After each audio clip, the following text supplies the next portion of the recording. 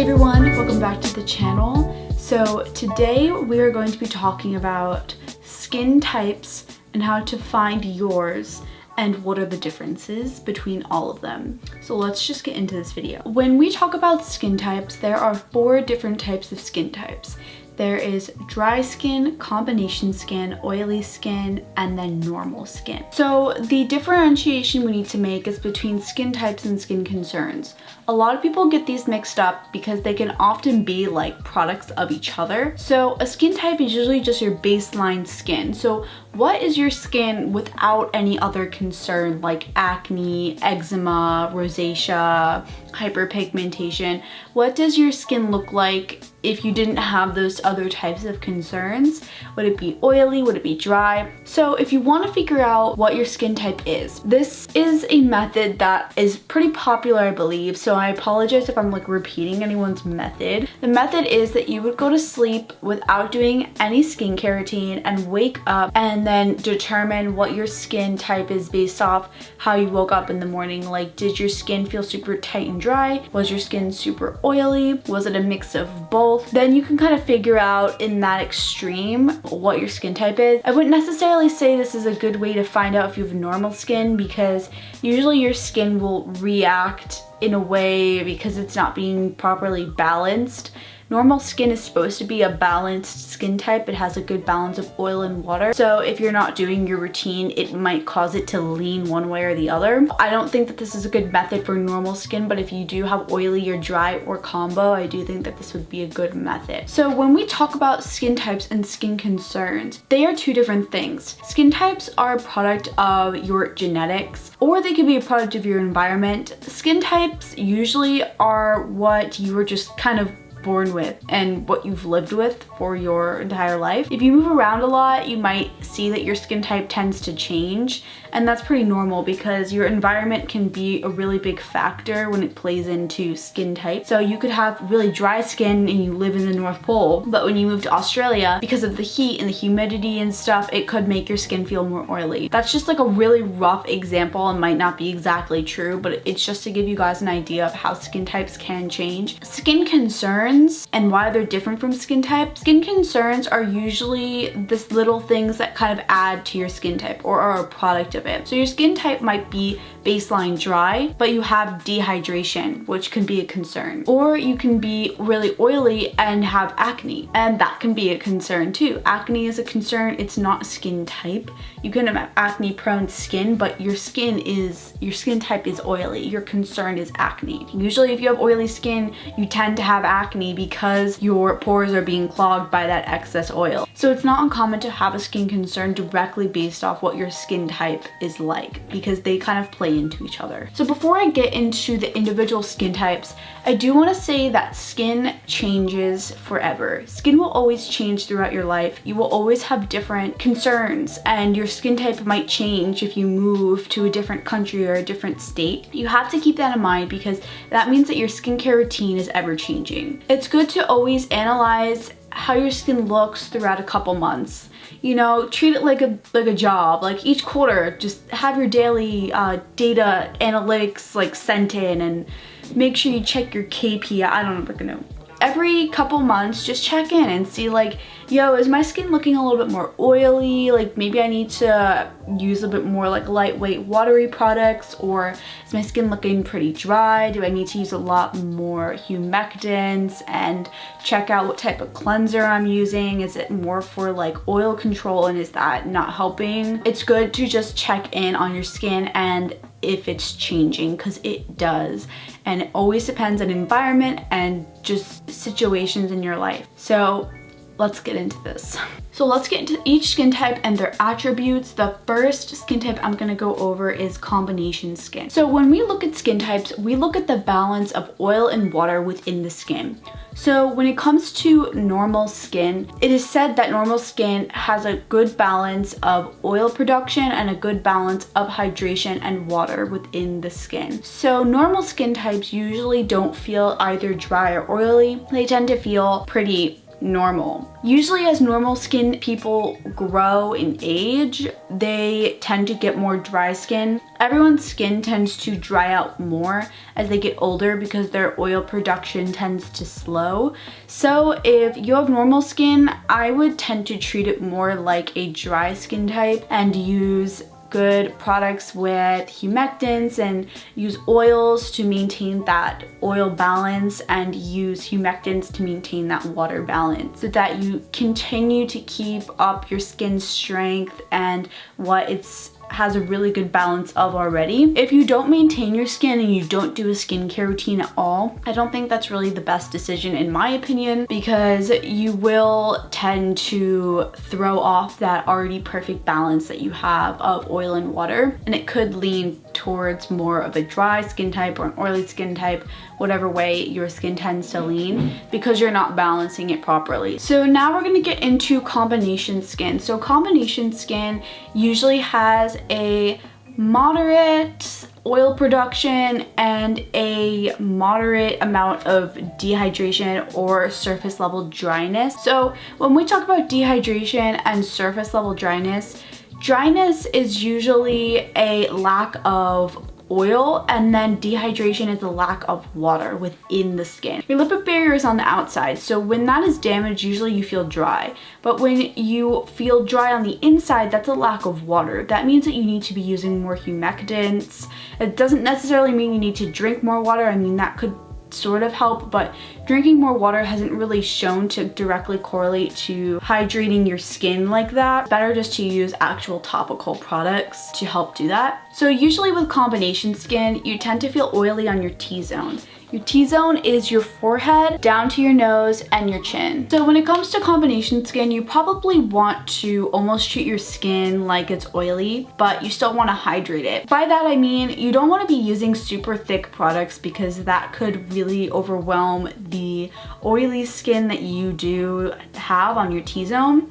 But you do want to use products that do have humectants in it to hydrate your skin in general, because you always should be hydrating your skin no matter if you have oily skin or dry skin.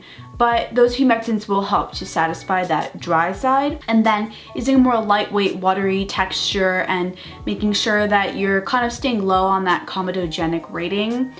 That I can make another video about if you guys don't understand that. Sometimes I say things and I realize that it might not be known to all people, so I should make a video about it so that people know what I'm talking about. Just make sure that the ingredients that you're using aren't heavily pore clogging, because you just want to make sure you maintain that lightweight texture so that your oily skin doesn't get overwhelmed. So the next thing I'm going to talk about is oily skin. So oily skin tends to have a moderate to high oil production, and it could have a low to moderate dehydration count. I wouldn't necessarily say that oily skin has dry skin, but oily skin can most definitely have dehydrated skin. Oily skin is a really interesting skin type because a lot of people don't think that they should be incorporating oils into their skin and that they should be really stripping and over-exfoliating. Over-exfoliating will cause more production of oil. Oil is a way that the skin protects itself. So when you're overproducing an oil, it could mean that your skin barrier is damaged. What I recommend for oily skin types is to use a good oil cleanser when removing your makeup. I recommend this for all people to double cleanse, but a lot of people don't like to do it. But if you have oily skin, I really think that you should do it. You should double cleanse. So grab an oil cleanser and then a water-based or gel type cleanser. Use the oil first, then use the water. It'll help to remove the oil-based impurities because like dissolves like, because oil dissolves the oil, so like dissolves like. So don't worry about it contributing to more oil. What I really recommend for oily skin types is more of like a liquidy oil instead of a cleansing balm. I find that the oils tend to be less overwhelming than the balms and they're less thick.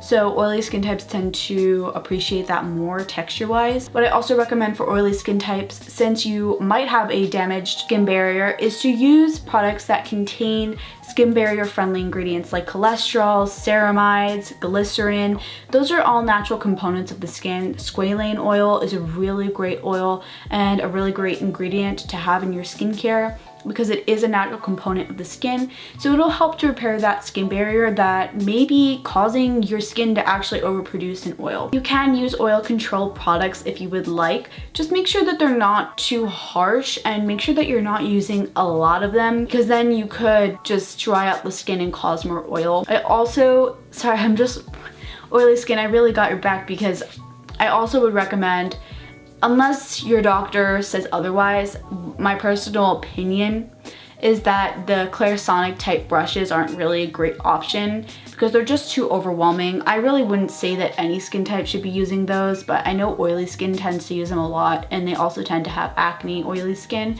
So I just don't think the Clarisonic brushes or the really rough bristles are a great option. So I really recommend using something like the Foreo Luna.